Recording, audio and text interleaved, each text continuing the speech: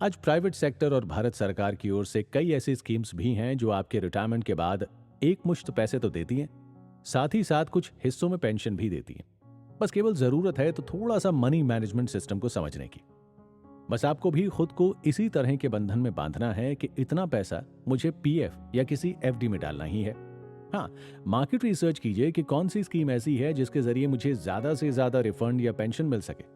आपने बहुत से क्रिएटिव देखे होंगे जिसमें पेंशन स्कीम के बारे में समझाया जाता है, लेकिन आप उसे इग्नोर करते हैं क्योंकि आपका माइंडसेट इस तरह का है कि इतनी दूर की सोचने की कोशिश नहीं करते। आप सोचते हैं भाई अभी उम्र नहीं है रिटायरमेंट की, बाद में सोचूंगा। ये सोचने से पहले आप ताजा ताजा सरकारी नौकरी लगे 24 साल के यंग लड़के का सैलरी पैटर्न याद कर लीजिए। उसकी इन्वेस्टमेंट शुरू हो चुकी है और आप इंतजार कर रहे हैं 50 पार होने का। ऐसी स्कीम आपकी लाइफ सिक्योर करने का एक जरिया होती है।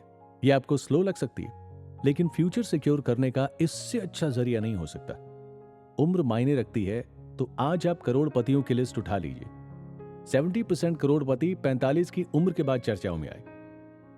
हमें सबसे पहले अपने माइंडसेट के बारे में सोचना चाहिए। पैसे वाला बनने का सपना हर किसी का होता है और ये गलत नहीं है। हर कोई अमीर बनना चाहता है, पर उसके लिए पहले जरूरी है एक माइंडसेट और कुछ कर गुजरने की सोच।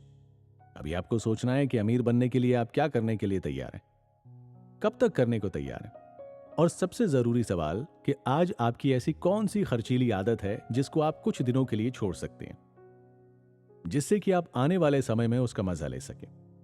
सबसे पहले तो आपको अमीर बनने की परिभाषा को बदलना होगा। हमारे लिए अमीर बनने के कॉन्सेप्ट में केवल लग्जरी जरूरी नहीं होनी चाहिए, बेहतर लाइफस्टाइल भी अमीरी से कंपेयर किया जा सकता है। समझते हैं कैसे? क्वालिटी ऑफ लाइफ का मतलब सबके लिए अलग अलग हो सकता है, लेकिन मेरी इस बात को सुनने के बाद आप मेरी बातों से अग्री करना शुरू कर देंगे। आपने अक्सर सुना होगा टाइम इज मनी, मतलब सीधा सा है, पैसा कमाना है तो टाइम मैनेजमेंट भी बहुत जरूरी फैक्टर है। पैसा फिर से कमाया जा सकता है, लेकिन बीता हुआ समय लौटकर दोबारा वापस नहीं आता। समय का मतलब है कि आपने इसका इस्तेमाल कैसे किया, आपने खुद को कितना पंक्चुअल रखा और समय को बर्बाद नहीं होने दिया। दोस्तों, अगर आप समय की इंपॉर्टेंस समझ गए तो सोच लीजिए आपने अधिक लड़ाई जीत ली। अगर आप इस कहावत के डीप कॉन्टेक्स्ट को समझते हैं तो हर एक मिनट का सही सही इस्तेमाल करना, वो भी सही दिशा में, इस सिचुएशन में आपको धन कमाने से कोई नहीं रोक सकता और आप फाइनेंशियली स्ट्रांग भी बन जाते हैं।